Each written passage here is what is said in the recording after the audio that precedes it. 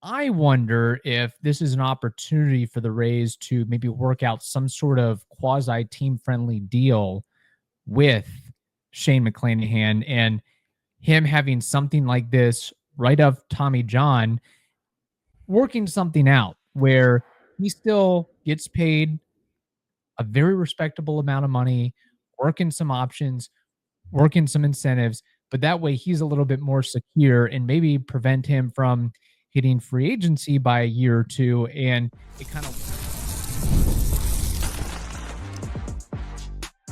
You are Locked On Rays, your daily Tampa Bay Rays podcast. Part of the Locked On Podcast Network, your team every day. Welcome to Locked On Rays, your daily podcast covering everything Tampa Bay Rays, from game analysis to player interviews. We've got you covered with all the latest news and insights. My name is Kevin Weiss. I'm Ulises Sambrano, bringing you expert analysis and passionate discussions about our beloved Rays. Whether you're a diehard fan who vividly remembers Longo's Game 162 just like us, or you remember the early Devil Ray days of Wade Boggs and Carl Crawford, we are here to break down every play, every trade, and every milestone. In fact, this is our 7th season covering the Rays daily. And spring training time is almost over and getting geared up for the regular season. So in that case, go ahead and grab your favorite Rays gear, settle in, and subscribe to the Locked On Rays YouTube channel and other podcast platforms. You can also find us on X and Instagram at Locked On Rays. Today's episode is brought to you by FanDuel. Right now, new customers can get $200 in bonus bets when your first $5 bet wins. All right, Ulises, it's been a while since we joined up in force here. We had a couple of solid episodes with Colleen Wright, and we took a day off. And then we also had the AL East crossover episode. So hopefully everybody enjoyed that. It's crazy to think, as long as the offseason is and as long as spring training here, we are getting to the beginning of what we hope is a fun, eventful, exciting, win-heavy season for the Rays. This Friday is opening day for the Rays, if you can believe it or not, against the Rockies. So hopefully the Rays can bag a couple of W's and get the season off to a solid note, unlike last year. And we do have a fun crossover episode with the host of the Locked On Rockies, Paul Holden, later on this week, so we can kind of go behind enemy lines there. But Ulises, not everything can be sweet and dandy, as kind of what we warn people about and that we should always be cautious of is injuries can, and often will happen in spring training. And very shortly before the start of the regular season, down goes not just any pitcher, not just any starting pitcher, but the team's ace and arguably one of the best pitchers in all of baseball when healthy, Shane McClanahan. Yeah, he has an inflamed nerve in the left triceps. The imaging confirms. So he's going to start the season on the IL. Kevin Cash should say that apparently this was like best case scenario because it could have been everything under the sun. And apparently this is something that can be relatively healed without too much of an issue. I did like that McClanahan's quote on this when it happened. He said, "I didn't feel great, and I immediately, as I was walking off the mound, I told Kevin Cash, it's not the elbow, it's not the elbow," and just kind of give him the reassurance. That is such a pro move, like of a guy, just, hey, coach, don't worry, it's not worst case scenario. Like, that is such a cool quote. I appreciate it in its context.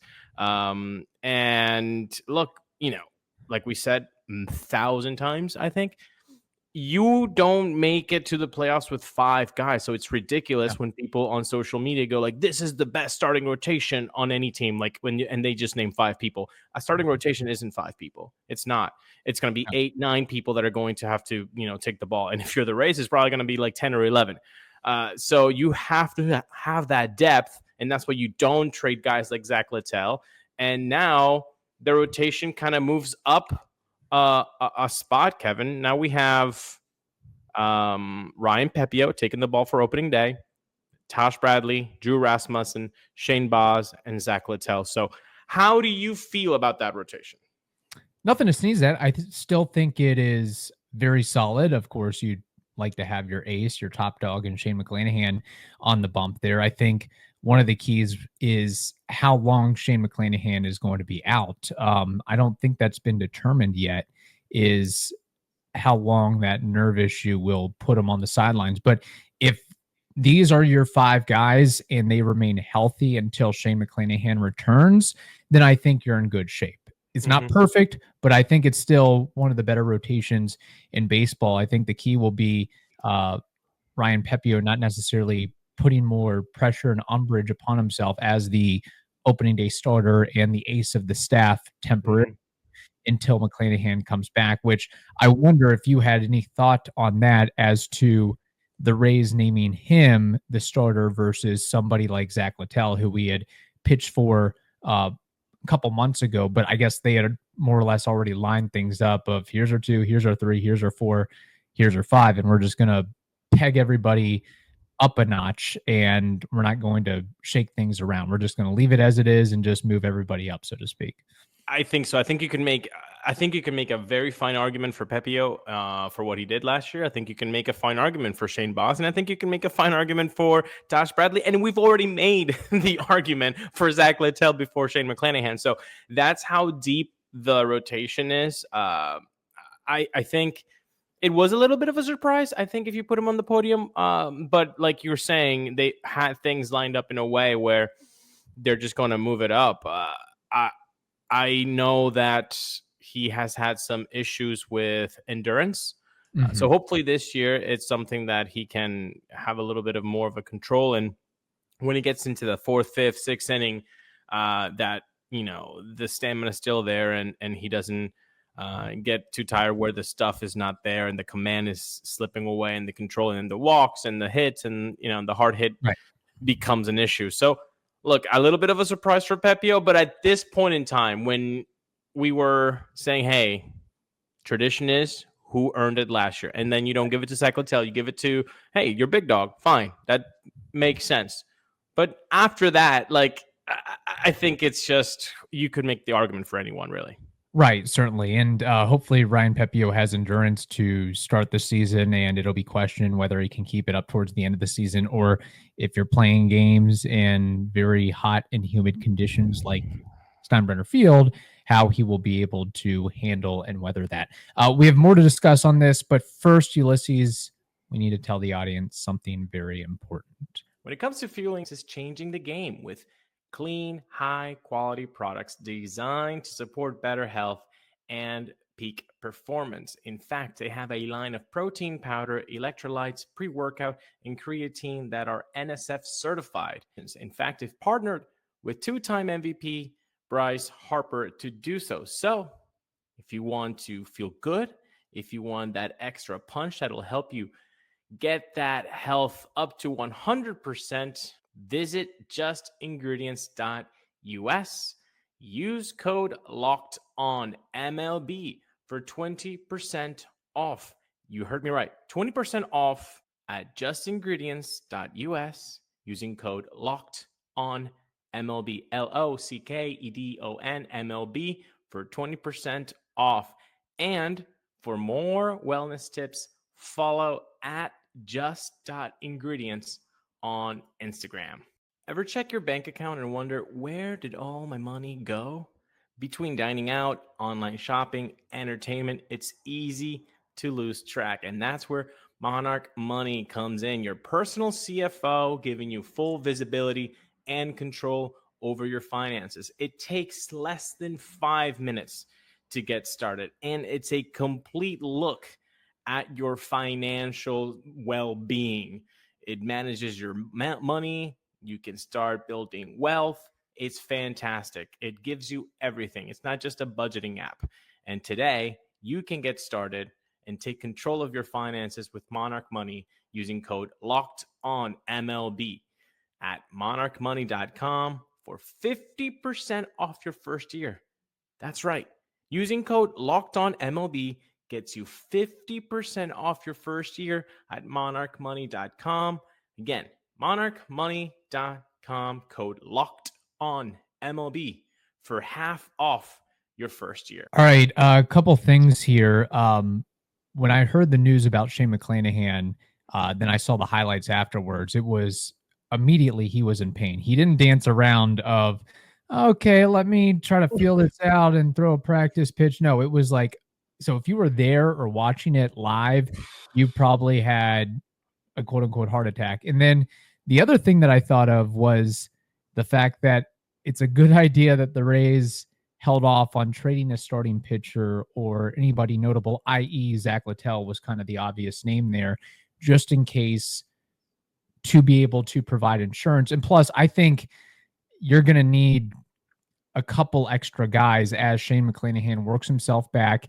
And then Drew Rasmussen still, there's guys trying to find their footing. And we have young pitchers that can they withstand a full year with endurance and so forth and weather the storm. So I think that is where depth is going to be absolutely critical, and being able to have not just 5 starting pitchers, but 6, 7, 8, 9, 10, and being able to be creative with how you deploy all those guys. And I think guys like Boyle and Seymour and Rock might see maybe a little bit more of an opportunity because of this. Again, like you said earlier, we don't really know how long it's going to be yet. At least it's going to take a month to just do nothing and just like calm down that nerve. So I think, I'm not even going to speculate, but of like a whole timetable, but like just be patient. I think it's going to be great news if they get Shane McClanahan before the All-Star break. I think that would be fantastic. Like say June, because I'm thinking all April, he's probably not even going to hold a baseball.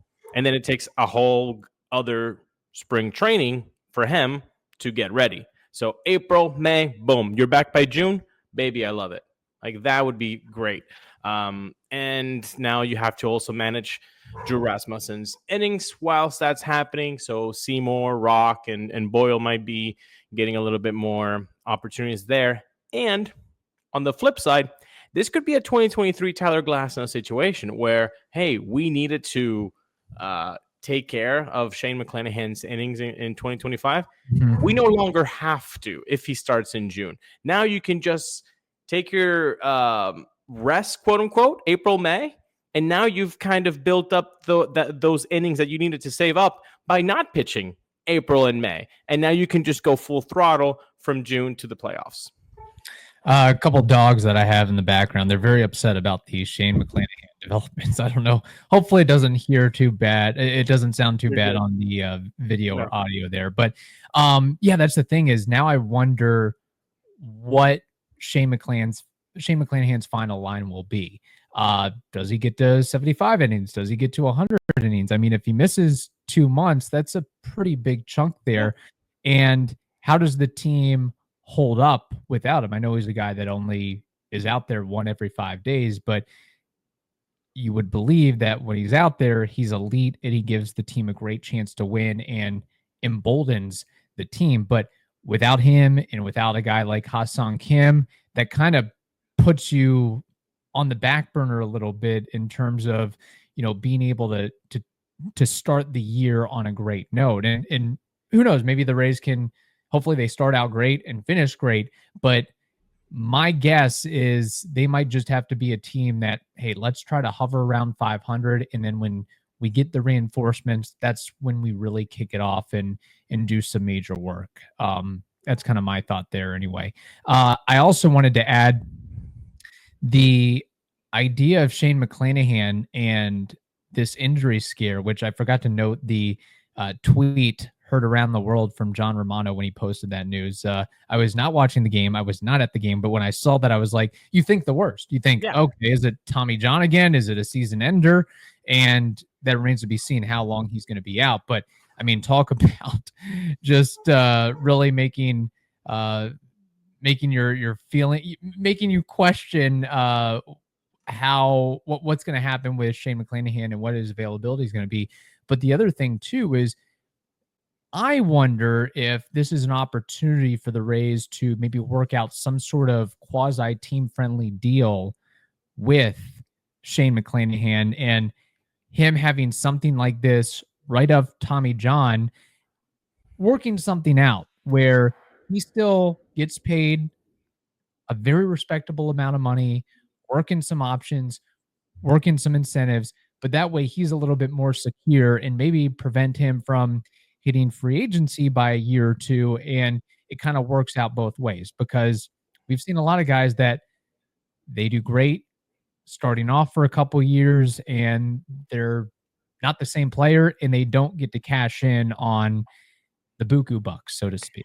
So maybe there's something, I'm just throwing out stupid figures here of like 50 to 75 million. I mean, making a way to basically have him be the highest paid player, close to highest paid player, making at least 10, $12 million a year, 13, $15 million a year.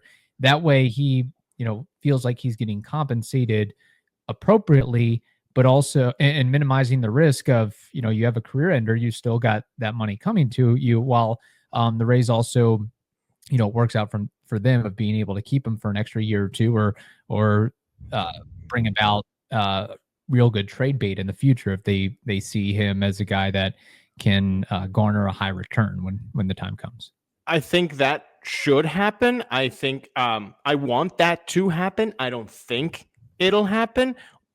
But to your point, I think it should happen just because, like, I'll just throw a name right here. Matt Harvey.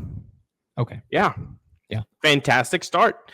Gets hurt. Never the same again. I know there were maybe some other stuff off the field, but it happens way too often where a guy starts his career really well and gets hurt and then nothing happens to them. And they could have secured their bag, but didn't. It's just a personal thing. I like, some people are willing to risk it and some don't. Juan Soto risked it and Acuna didn't. Right. Sometimes it just happens that way. But all in all, hopefully Shane can get back even sooner than June and not have more setbacks, and we can see him on the bump as soon as possible. Yes, I should also note that he's arbitration eligible in 2026 and a free agent in 2028, according to Baseball Reference. Another name that came to my mind, and this guy still made a lot of money, but based on his early career track record, should have made a lot more if not for injuries and setbacks. Corey Kluber, former Ray, by the way, of a guy who won 2 Cy Youngs and was top 10 in 2 other seasons of Cy Young voting. Yeah. And I don't know what exactly his career earnings are or were, but I don't think it stacks up evenly to the accolades that he had in the early portion of his career. So we have more to discuss, but first, Ulises, we have to tell the audience something very important. March Madness is here, and FanDuel is giving you the chance to get in on the action like never before. In fact, new customers right now can get $200 in bonus bets if your first $5 bet wins. Again, 200 extra bucks to use on everything from buzzer beaters to Cinderella stories, whatever you want. Even on who's cutting down the nets, you can do that at FanDuel. Go for the underdog. Why not go for the underdog? Whoever that is, in your opinion. So again, today, go to FanDuel.com and get in on the college hoops action all tournament long. All right, Ulises. I know at some point we need to do a prop bet episode, and this is kind of prop bet adjacent, but figured we'd throw out a couple bold predictions to get people hyped for the upcoming season. Ulises, give me a bold prediction for the Rays in 2025. Yeah, I think we're going to have fun with this, and I think you guys should have fun with it in the comments. And just so we all get in the same mindset, which is very difficult when you just put even more than one person in a room together, I will give you the definition of bold, guys. This is what we're looking for, okay? It's a statement that will make other fans say you're wrong, okay? That's what we mean by bold. The definition, showing an ability to take risks so confident as to suggest a lack of shame or modesty. Okay. Those are the parameters that we're working with here. Okay. So now that we have that established, my bold prediction for 2025 is that Josh Lowe and Brandon Lowe will combine for at least 60 home runs in 2025. Looked up some numbers for both of them in Yankee Stadium, career-wise. B-Lowe has a 665 OPS, 8 home runs in 148 plate appearances. Josh Lowe has a 916 OPS and has 3 home runs in 28 plate appearances. That's a home run every 9 PAs for Josh, and 1 home run for B-Lowe every 18.5 PAs. Now, I did some math here. It can be done, but obviously B-Lowe's home run to plate appearances ratio has to get better. And I think it will, because he's not only going to be facing Yankee pitching at Steinbrenner Field. And the Yankees have lately been really good at pitching. So that's the kind of pitching that he's been facing there. No Garrett Cole this year, though. No Garrett Cole this year. Exactly. That's the type of pitcher that B-Lowe has been facing. So my bold prediction is that with at least 400 plate appearances from B-Lowe, which he has done in the last 2 years, at least 400 PAs, okay, and at least 450 from Josh Lowe, we will see these two guys, these two lefties, take advantage of that short porch, take advantage of facing better counterparts than only Yankees pitching, and take advantage of that open air humidity factor that will make that ball travel a little bit farther. So that's my bold prediction. They will both hit a combined 60 home runs or more. I like it. And yes, if you have a bold prediction, and we mean bold prediction, please put it in the comments. And I think we should probably make a point to mention some of those bold predictions if we get some good ones on a future episode. But your prediction kind of ties in with mine. And I was thinking less bold initially until you provided the Webster's dictionary definition of bold. I was thinking, oh, okay, what about Caminero 30 home runs? Well, that very well could happen. And I'm going a little bit more largesse than that. And I just want to reference a couple things. In 2023, the Rays had 4 All-Stars. Randy, Yandy, Wander, Shane. 50% of those guys no longer on the team. 2010, the Rays had 4 All-Stars. Crawford, Longoria, Price, Soriano. Obviously, none of those guys are still on the Rays roster, and or they're all retired. And then 2009, same thing, except 1 more All-Star. So 5 total All-Stars in 2009. Ironically, a year that they did not make the playoffs. Jason Bartlett, Carl Crawford, Evan Longoria, Carlos Pena, and Ben Zobrist. So with that, my bold prediction is that the Rays will at least tie the mark in 2009 of 5 All-Stars this year in 2025. And I think Steinbrenner Field could be a big benefactor for why that happens. Well, if Brandon Lowe's hitting 30 dingers, if Josh Lowe is hitting 30 dingers, okay, maybe there's 2 All-Stars right there. Caminero craze, that could be another All-Star. I don't think it's out of the realm of possibility to, even with Shane McClanahan's injury, one of the other starting pitchers squeaks in as an All-Star. Maybe it's Bradley, maybe it's Pepiot, maybe it's Rasmussen. And give me a reliever. I don't care who it is. Maybe it's Pete Fairbanks, maybe it's Hunter Biggie, maybe it's Mason Montgomery. We've talked so much about the bullpen and the rotation. You know, maybe you get 3 position players, a bullpen guy, and a starting pitcher. Whatever combination it is, the Rays have 5 All-Stars in 2025. And I think also beyond Steinbrenner helping matters is the fact that it seems like every year the All-Star game is having to select and choose more alternates because guys don't want to play in it. So it's like, you get an all-star berth. You get an all-star berth. They're handing them out like Oprah because, the guys who have been there half a dozen times or more are like, no, I want my 3 or 4 days off. I want to rest, or I'm recovering from injury, whatever it may be. So that could possibly open up an avenue for the Rays to have another all-star or two. So that is what I'm. And who knows? Maybe Hassan Kim gets off to a really hot start. Maybe he starts getting at bats in late April. I've not checked the status on him lately, but I guess I should say there's enough talent to make that idea come to fruition. I love this. I love this because it's bold, and the definition of bold that we're giving. Not the definition of bold of like, oh yeah, I could see that happen. No, this has to be bold, people. So I really do appreciate that. I think with 5 guys, if we're playing with the fact of, hey, they're going to be taking advantage of the short porch and maybe the humidity and all that. Maybe it's more position player based than pitching wise. Maybe we see. I do like so you're saying your podium right now would be that Josh, Bilao, and Caminero?